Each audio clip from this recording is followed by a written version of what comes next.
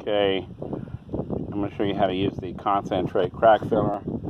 This driveway has cracks all over it. And some contractors, what they'll do is they'll take their grinder out, and they'll grind this crack even bigger, and then they'll pour in mastic, and it looks worse than the crack to me.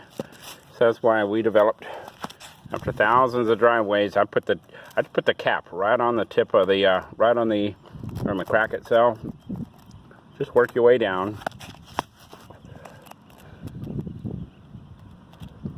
Overfilling it slightly.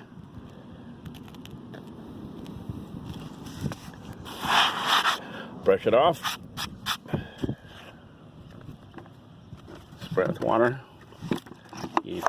I use a little pump sprayer. Just go ahead and pump it up, spray with water.